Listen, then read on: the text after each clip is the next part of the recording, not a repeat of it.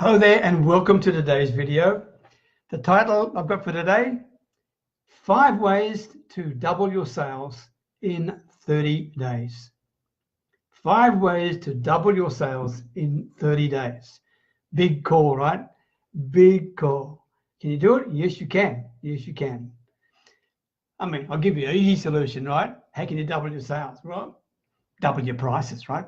That could probably give you more sales revenue. Maybe you could, I don't know, double the number of leads you get, whatever. I mean, I'm being cheeky, right? Because that's not what I'm on about, to be quite frank with you. I want to share with you some really simple, practical, but proven ways of how to increase your sales revenue, irrespective of whatever market you're in, irrespective of how old you are, irrespective of what experience you've got, irrespective of anything else. I want you to think about what I'm going to share with you and have a go at them. And there's no point in just listening to it, not doing anything, right? So hang in there with me. And at the end, I've got a pretty good call to action for you, free, of course. My name is Peter Beckenham, the Village Marketer. And as always, talking to you from my little Thai village, way up near the Cambodian border. And let me acknowledge some people, okay? First of all, Peter Carr, thank you for joining. Good to see you. Wayne Harmsworth, thank you, mate. Good to see you, mate. Paul, hello, Paul. Paul Carr, good to see you. Janet, thank you very much for joining me as well.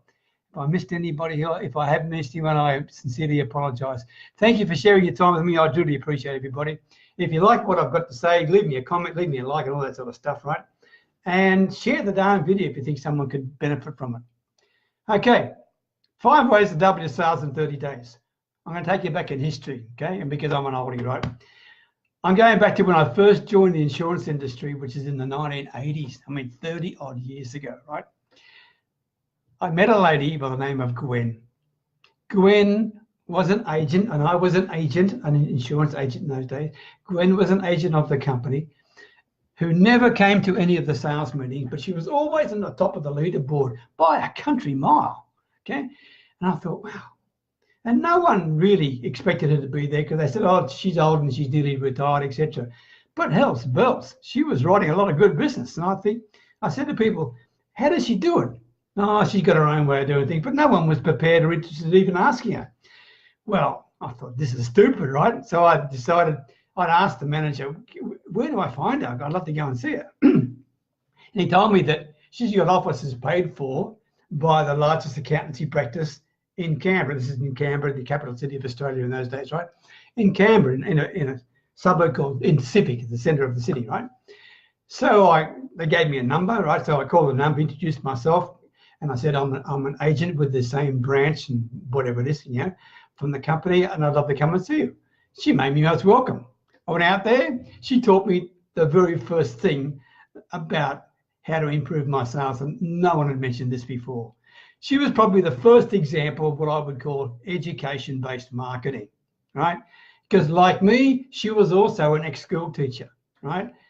But what she was doing was helping people, right? Not selling people. And that's the very first darn message she gave me. Thanks for the hearts, by the way. That was the very first message she gave me. Peter, how do you intend to help people? Answer me that question. Ooh, so I'm thinking on my feet, and I come up with all sorts of answers. None of them were, she said, no, you're way off the mark. You're way off the mark. What you've got to do is think about this. How can the product that you're offering help people, right? Not earn you commission, actually help them. And secondly, once they've purchased the product from you, what difference does it make to them and their lifestyle and their thinking? Okay, if you do that, you can join me at the top of the leaderboard, okay? Because no one has bothered to come and see me, and I am absolutely delighted, she said, to work with you, young man, right, and help you get there. Well, I can tell you, I took to her like a duck to water. She was really good to me, and I had a fantastic career, and a great result started from her. And what she taught me to do, and here's the first tip for you, is to create a benefit statement for yourself. What benefit can you provide to your potential customer?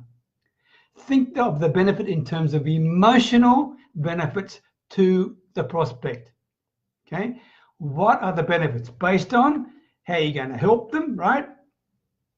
What way can you do that, and how will they benefit from taking up the offer you've got, both financially and emotionally? So that was really my very first clue. Okay, create yourself a benefit offer statement. It is well worth the effort. If you're not sure how to do it, send me a personal message and I'll give you a simple little thing to show you if you want to. The second thing is, this came from another one of my idols in the early days, and he's still going, by the way, Brian Tracy. Okay, Brian Tracy talked about, and I mean, a lot of stuff in sales is not original, right? I didn't make any of these things up. People taught me, and I just used them, right? And Brian Tracy talked about the concept of being a doctor of sales, a doctor of sales. And he used the analogy of a doctor. And if you go to the doctor, right? What are the 3 steps that a doctor normally takes you through? Okay, if you walk in there and you see the doctor and the doctor says, "What's the problem?" You say, "Oh, I've got a pain in the tummy," right? All right, okay, we'll start to operate. Well, you'll think, woo, woo, woo, woo, woo, woo. You jump at a few too many steps here, doctor, right? Well, the same thing applies to you in sales and in marketing. The 3 steps that the doctor takes, if they're any good, and otherwise you will not go to them. The first one, right, is to do an examination of you. The second one is to do a diagnosis of you. And the third one is to provide treatment. Okay, examination, diagnosis, and treatment. And that's exactly what you should be doing with your prospects. That's why I'm calling it the doctor of sales approach, all right? And be careful, because if you get the darn things out of sequence, you will kill your sales potential. If you do a diagnosis, you do an examination and then offer a solution without giving a diagnosis, right? Then the prospect's going to say, where's that coming from? So you've got to take them on a journey, all right? Doctor of sales. Very clever man, Brian Tracy, very clever. Take that up, because that's another way you can double your sales very quickly. Number 3, get a bit of paper and just list off all the key skills of sales. What do you think they are? List them down. Okay, what are they? Like prospecting, presentation skills. List them off. Okay, have a crack at it. Do it while you're listening to me. What are the key sales skills? All right. Secondly, which ones aren't you any good at? Okay, because then you should take one, focus on that for the next 30 days. Okay, every single day, and get to become a master of it. And secondly, look at the skills you've listed out, okay, and see, did you miss anything, right? Now, more than likely, you had skills like prospecting and conversions and sales presentations and asking for introductions, okay, and maybe closing skills and all that sort of stuff, right? But did you have the soft skills in there, which are just as essential to any selling? Did you have rapport and relationship building? Did you have listening skills? Did you have empathy? Did you have open-ended questioning skills? They are also important. And if you're not too good at them, maybe you should be working on those as well, okay? But just do one skill at a time. Don't try and do every darn thing, okay? Next one, it's called silence is golden, okay? And again, I quoted before Brian Tracy, and I'll just read it because I can't remember exactly word for word, but he said this: selling takes place in the words that you use, but the buying takes place in the silence. Selling takes place in the words that you use, but the buying takes place in the silence. And what he's saying is this: if you are asking the right questions, and you should be asking open-ended type questions that are just getting to the core of the needs of the prospect, right? And I mean, if you disturb them, good, because that's what part of your job is, to get them to truly think what's important to them. Then when you ask a question, you keep quiet and you let them answer. But here's the clue: when they answer, don't give an immediate response. Just nod your head or just acknowledge that you listened to them, pause for a fraction, and then simply say, what you said is important to me. I'm just trying to think about it before I respond to you, right? What does that show the prospect? that shows the prospect you are absolutely interested in listening to them, okay? And you are respecting what they're trying to share with you. Very, very important. And if you do that, and then you go to the next step, which is, in other words, ask a question to clarify. In other words, you might say, tell me, what did you exactly mean by whatever it is? If you do those two steps together, that will double your sales more than anything, because all of a sudden you will find your potential prospect not only attracted to you, but also mesmerized by the fact that you are showing absolute interest in them, for God's sake, right? And that's what they've been looking for, someone they can darn well trust. So, I mean, for example, if I'm the prospector and Wayne Harmsworth talking to me and Wayne's asking me these questions, okay, I will respect Wayne more than anything, because he is showing me how interested he is in me. And by the way, Wayne Harmsworth got a great promotion coming up soon. If you've got kids, let me know. I'll send you on to Wayne, because he's got a great offer coming soon. So yeah, Wayne. But I digress. The bottom line is this. Make sure you pause and give some silence, allowing the prospect to make sure they've finished answering your question, and at the same time, giving you time to come up with the right answer for them, okay? Another one, and the last one, this is pretty clever. And if you use it, it'll win. But I'm not sure whether you're going to try it. And it's called, and by the way, the reason I'm going to say that is because 15% of all buying decisions are determined by what's happened in people's past, right? 85% of all buying decisions are based on the anticipation of what's going to happen, the emotions and the feelings and anticipation of what's going to happen if they take up your offer. 85%, right? Bear that in mind when I say to you this. Here is a really clever way to do a sales presentation. Very simple. Have an agenda. At the beginning, you simply say to them words like this. And I'll take an example. For example, not Wayne again. I'll take Peter. Peter, in the next 30 minutes, I'm going to give you my full attention, my absolute full attention.